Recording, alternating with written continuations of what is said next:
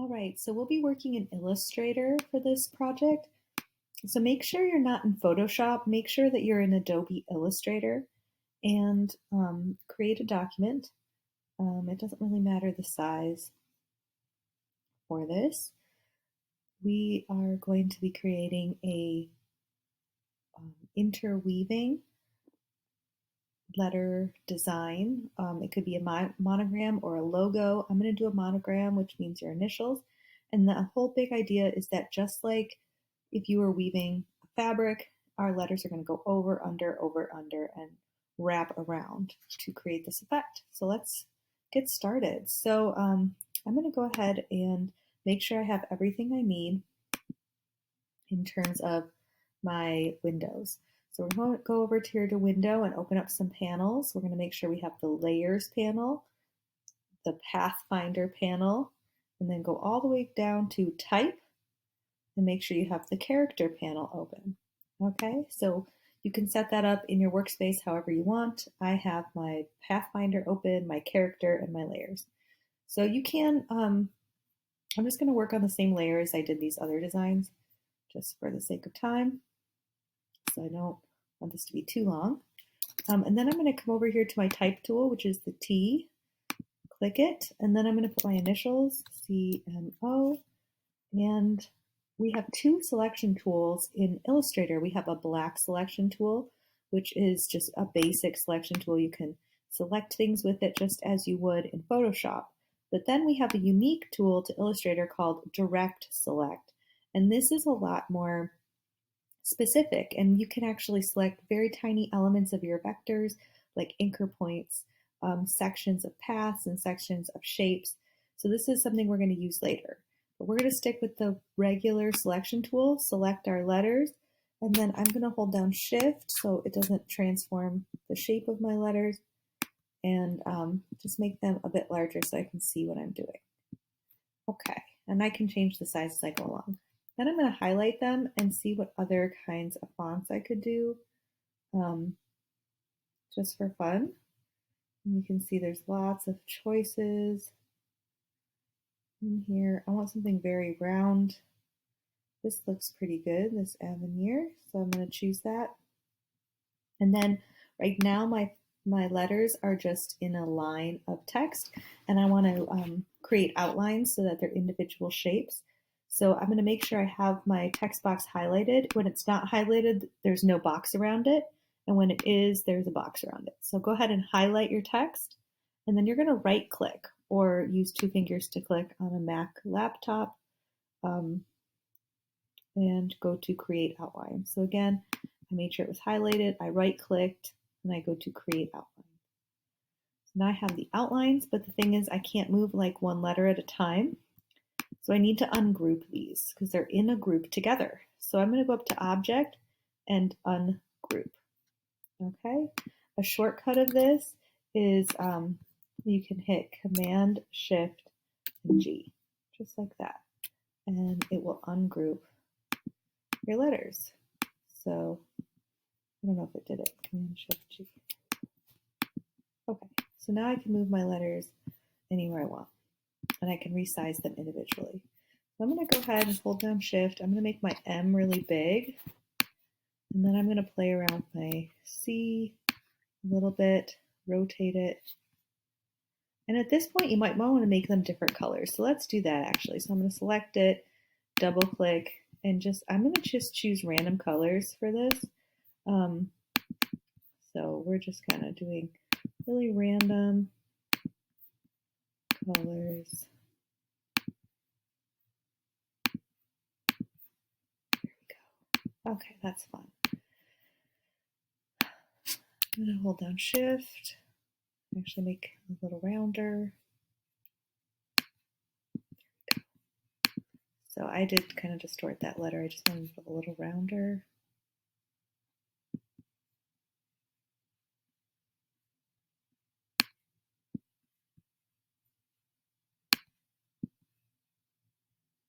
So I'm trying to get this so it overlaps, so I can do over under. That's why I'm playing with this and rotating it, so I can kind of see how this is going. needs to be a little smaller. You rotate a little more.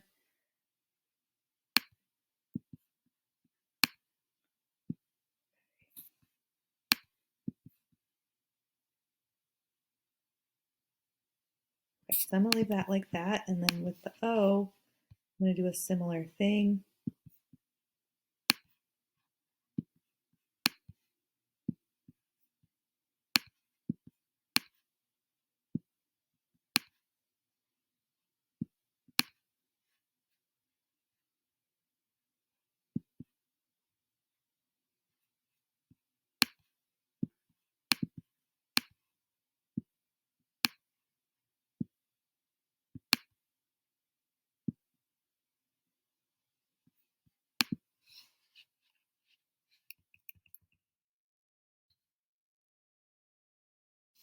Okay, so we'll see what that does.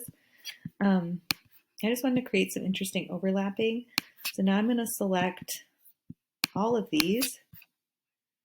And now I'm going to see, it has created some weird shapes in here that I don't know if I necessarily want. So I'm going to keep fiddling with this a little bit.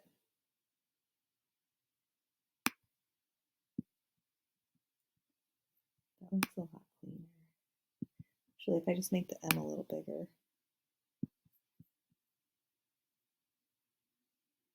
Does that clean that up or just make it weirder?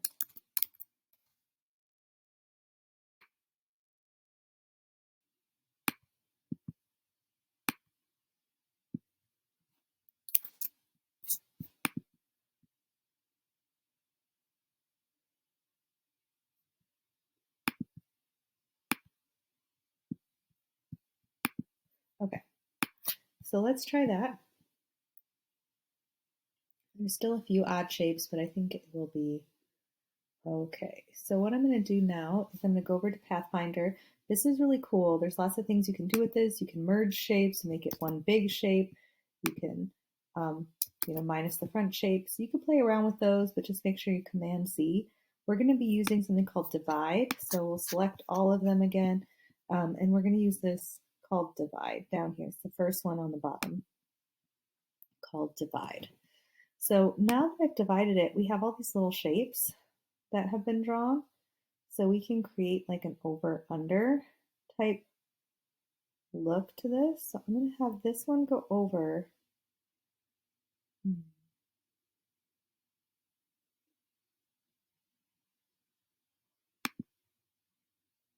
So in order to select these, the only tricky bit is going to be this middle bit. So I'm going to do that first.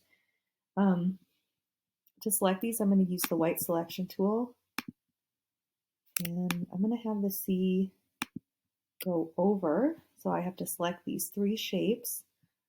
And then what I'm going to do is use my eyedropper tool to fill it in with the same color as that. And actually, since I'm on this, I'm just going to merge. This will be our last step, but I want to kind of get started. So I'm going to use Unite to kind of merge those into one shape. Okay, so that went over.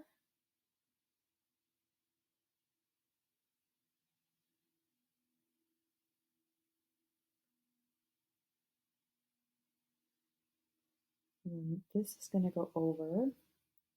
So I can merge some of these weird shapes together. Okay, this is going to go under. So I can eyedropper the purple. So it's fun. It's kind of like a little puzzle.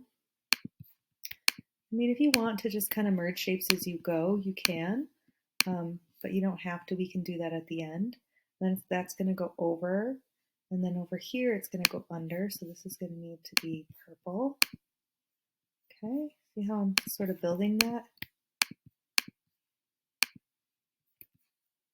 You can kind of unite things as you go, or we can unite them all in the end. It's fine. Okay, so see if that looks weird if we make it go under there. That's really weird. I don't like that. We'll leave that be. Okay, and then over here, we have it going over, under. So right here it needs to go, whoops, I'm on the wrong selection tool. It needs to go over, under. Okay, that looks pretty good. So now what we have to do is clean it up. So I just want to merge these shapes to make it look a little cleaner. And I'll show you what I mean. If we go into View and we go into Outline, you can see like it's not really clean, but where we merged it, it's starting to look like the way it should. So I'm going to go back to Overprint Preview and just do a little bit of, keep calling it merge, but unite, like unite these shapes. So let's link them up, make them one shape.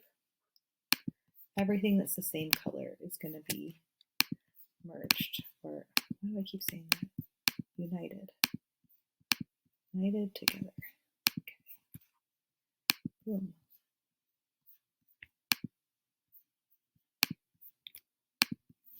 Okay. Let's unite all these little pieces of the green. So let's see what that looks like. Okay, so that looks the way we want it to. Perfect.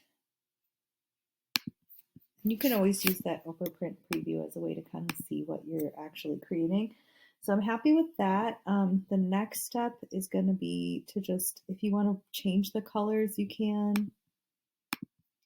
You know, feel free to select different parts of this and create an outline even. So I can go here to stroke, outline, and say I wanted a black outline. You can see what that looks like. So there's a lot you can do. In this one I did an outline, in this one I did an outline and a gradient. But that's the big idea, so be creative with that.